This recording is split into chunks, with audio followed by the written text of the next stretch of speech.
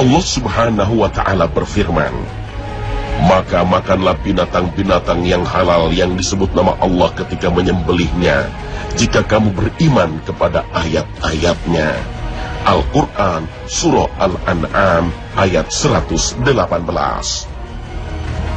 Sebuah tim dari para peneliti senior dan profesor universitas di Suriah sampai pada suatu penemuan ilmiah yang menunjukkan bahwa ada perbedaan besar dalam hal perkembangbiakan mikroba antara daging yang dibacakan takbir ketika disembelih dengan daging yang tidak dibacakan.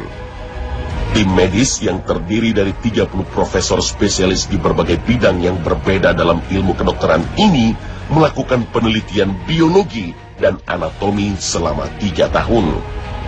Penelitian ini telah menunjukkan pentingnya dan perlunya menyebutkan nama Allah, Bismillahi Allahu Akbar, ketika menyembelih binatang ternak dan burung. Hasil penelitian ini sungguh mengejutkan dan mengherankan, hingga digambarkan oleh anggota tim medis sebagai sebuah mukjizat atau keajaiban yang tidak bisa digambarkan dan dikhayalkan. Uji coba laboratorium membuktikan bahwa serat daging yang disembelih tanpa bismillah dan takbir selama tes uji serat dan perkembangbiakan bakteri ini penuh dengan kuman dan darah yang tertahan dalam daging. Sementara daging yang disembelih dengan bismillah dan takbir benar-benar bebas dari bakteri dan steril, tidak mengandung darah yang tersisa atau tertahan. Penemuan ini merupakan revolusi ilmiah besar di bidang kesehatan manusia dan keselamatannya yang terkait dengan kesehatan apa yang dia konsumsi berupa daging binatang ternak. Dalam hal ini, peneliti Abdul Qadir Al-Dirani menegaskan bahwa ketidaktahuan orang-orang di zaman kita terhadap hikmah yang tersembunyi di balik penyebutan bismillah ketika menyembelih menyebabkan manusia mengabaikan dan enggan untuk menyebutkan bismillah dan takbir ketika melakukan penyembelihan binatang ternak dan burung. Inilah rahasia mengapa Allah Subhanahu wa Ta'ala memerintahkan manusia untuk membaca bismillah ketika menyembelih binatang. Dia yang Maha Kuasa berfirman dalam surat Al-An'am, maka makanlah binatang-binatang yang halal yang disebut nama Allah ketika menyembelihnya, jika kamu beriman kepada ayat-ayatnya. Al-Quran Surah Al-An'am ayat 118. Dia yang Maha Mulia berfirman, dan janganlah kamu memakan binatang-binatang yang tidak disebut nama Allah ketika menyembelihnya. Sesungguhnya perbuatan yang semacam itu adalah suatu kefasikan. Al-Quran Surah Al-An'am ayat 121. Dia juga berfirman, dan binatang ternak yang mereka tidak menyebut nama Allah di waktu menyembelihnya semata-mata membuat-buat kedustaan terhadap Allah. Al-Quran Surah Al-An'am ayat 138. Rasul Sallallahu Alaihi Wasallam bersabda, tiada bagian dari tubuh manusia kecuali akan hancur dimakan tanah, kecuali satu tulang, yaitu tulang ekor. Darinya manusia dirakit kembali pada hari kiamat. Hadis riwayat Al-Bukhari. Belasan abad lamanya, hadis ini menjadi hal gaib yang tidak mungkin bisa dijelaskan dengan logika. Seiring berjalannya waktu, beberapa penelitian ilmiah mampu menjelaskan kebenaran hadis ini di kemudian hari. Allah Subhanahu wa Ta'ala berfirman, dan dia membuat perumpamaan bagi kami, dan dia lupa kepada kejadiannya. Ia berkata, siapakah yang dapat menghidupkan tulang belulang yang telah hancur luluh? Katakanlah, ia akan dihidupkan oleh Tuhan yang menciptakannya kali yang pertama, dan dia maha mengetahui tentang segala makhluk. Al-Quran Surah Yasin ayat 78 hingga 79. Hans Spemann, ilmuwan Jerman yang berhasil mendapatkan hadiah Nobel bidang kedokteran pada tahun 1935, dalam penelitiannya dapat membuktikan bahwa asal mula kehidupan adalah tulang ekor. Darinya lah makhluk hidup bermula.